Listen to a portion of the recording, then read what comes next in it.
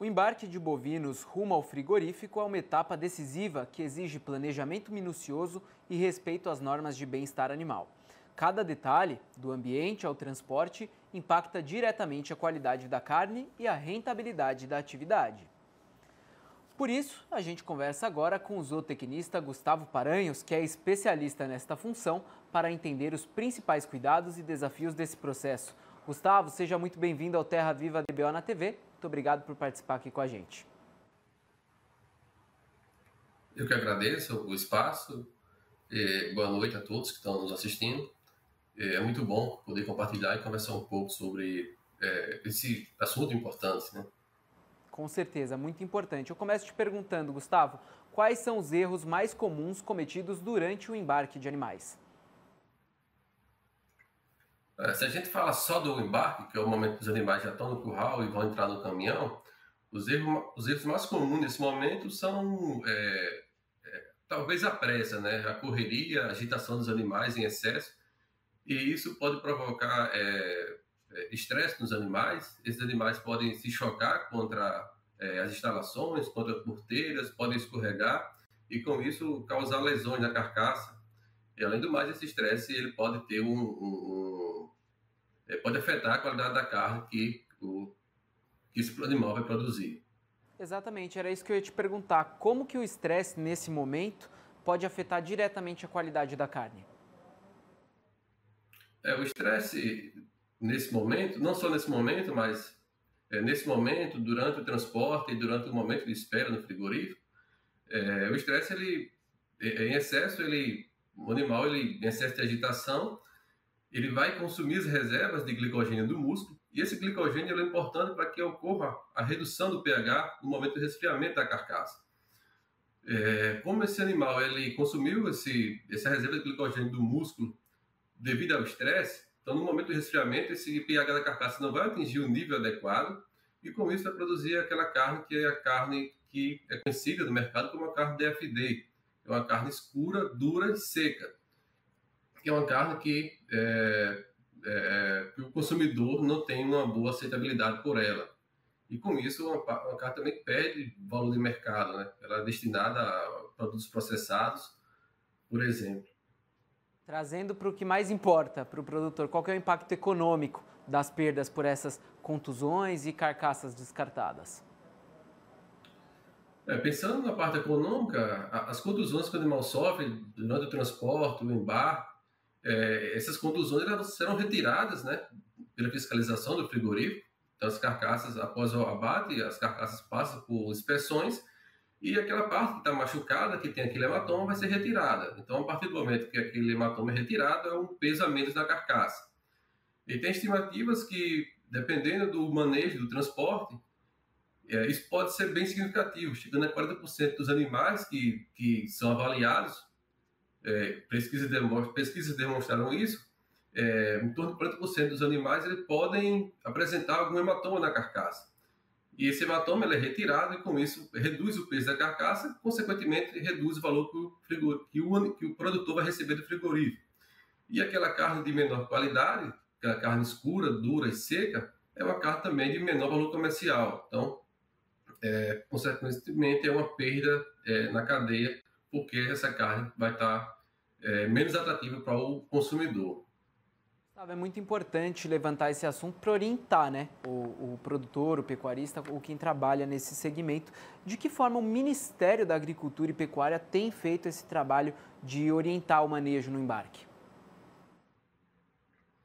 O Ministério da Agricultura e Pecuária ele tem várias instruções que orientam o produtor nesse momento, nessa fase, né? Por exemplo, a Instrução Normativa número 56 de 2008, tem algumas instruções, recomendações, não sobre essa fase, mas como toda a fase da vida do animal, mas tratando principalmente do transporte, né, de embarque, transporte, desembarque.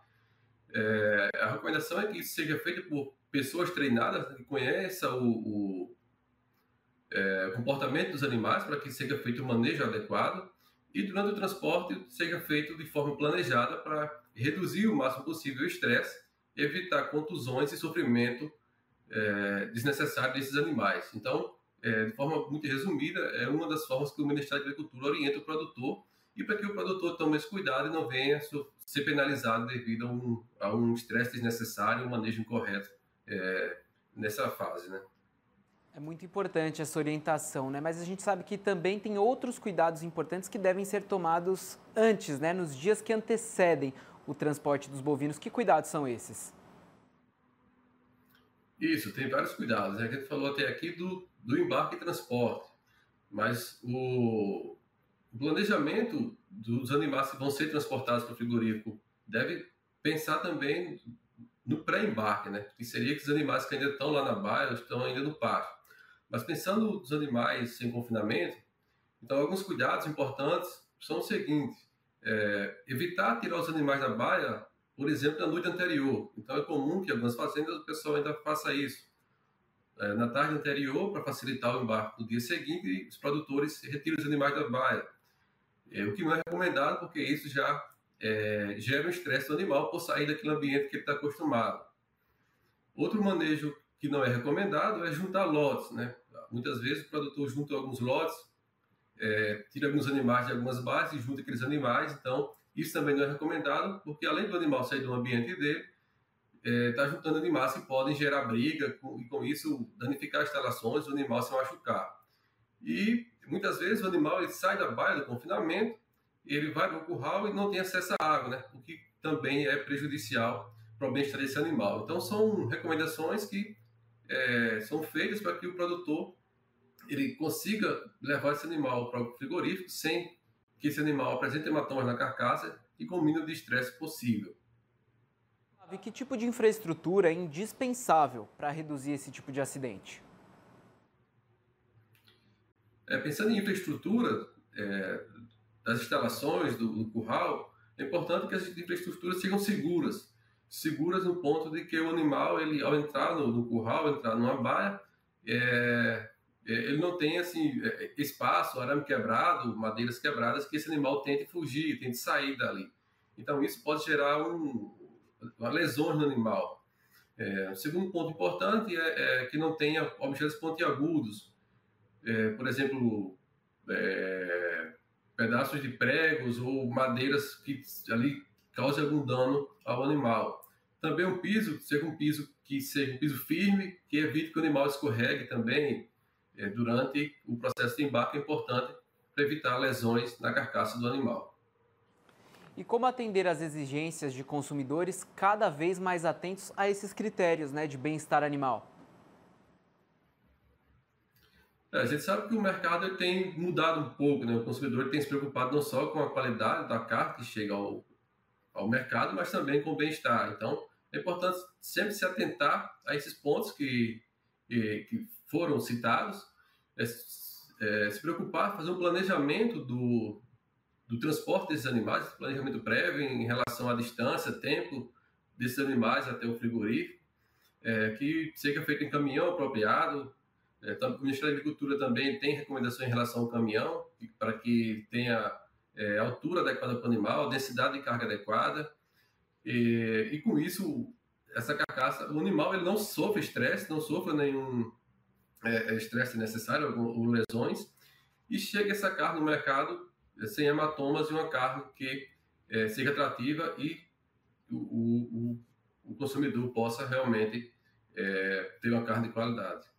Eu falei com o Gustavo Paranho, zootecnista, que faz parte da equipe da Conan. Gustavo, muito obrigado por participar mais uma vez aqui do Terra Viva DBO na TV. Estamos sempre de portas abertas. Obrigado.